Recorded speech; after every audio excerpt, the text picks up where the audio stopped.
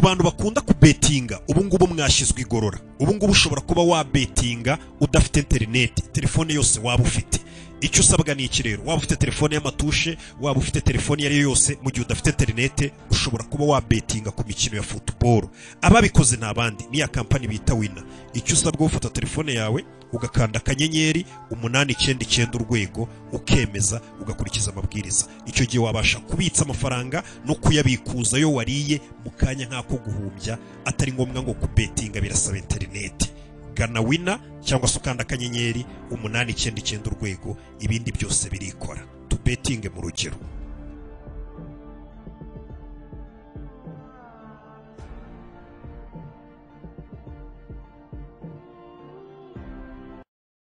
Yeah. Number 1. Kugasomana films.com. Idubu ryari rigiye kwiherera. Ubwo reka tuvuge mu kinyarwanda cyanyacyo. Idubu yari igiye kwituma. Irangije cepe kugira ngo amase iyo niherereye afate ku bwoya. Ni idubu n'urukwavu byaganiraga. Turi kumva amagambo y'ubwenge ari kuvugwa n'umuprofeseri. Gore kera witwaga ngo ni Dot. N'umugore ngo witwaga Dot. Lived off of pig shit. Snot. Umva amagambo nagari giri kwehimba. Who lived off pig shit and snot. Ati uwo mugore witwaga Dot yaratunzwe n'amabyi y'ingurube ndetse n'ikimyira. And snot. Turi kumva amagambo y'ubwenge. Iyo rero ibyo byabaga byamushiranye yabuze amabyi y'ingurube ndetse yabuze n'ikimyira, yatungwaga na sosiso yaboze, yabaga yarameze mu myanya y'ibanga. Ariko uburyo avuze imyanya y'ibanga y'umugore ni muri yamvugo nyine igivugwa na wa mugabo byibushye nyine yayitesheje.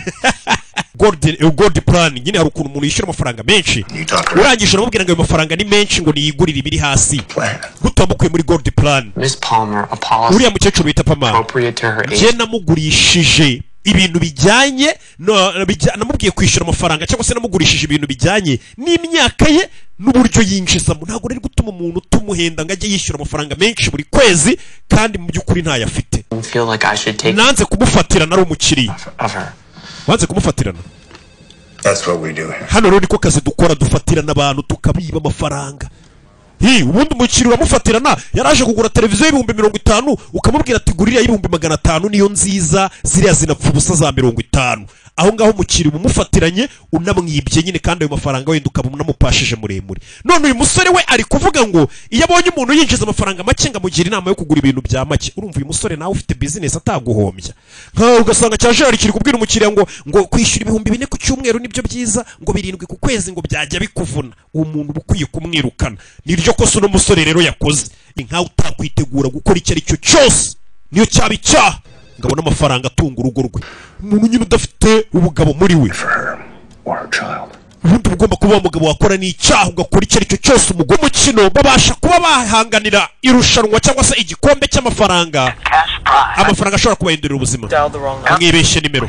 Elliot Brando ufite imyaka 32. Mama wawe yapfiriye mu mpanuka y'imodoka ufite imyaka 9. Gwera icyo gihe wahise ufata inshingano zo kwita kuri murumuna wawe. Ku buryo umwishyurira $200 cy'idolari.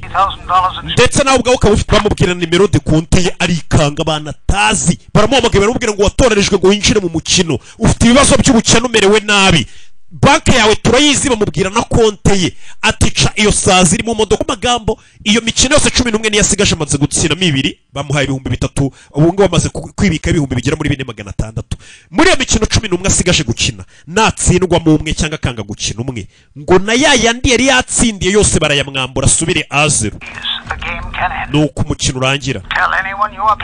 Iyo ubwiye umuntu kuri gukaza kubyinana n'igikiri cya zahabu. I will dance with the golden toe. Ndaza kubyina n'igikeri cya zahabu. Sawa, ijoro ryiza ryamusinzire, mu gitondo uzambare za nkweto.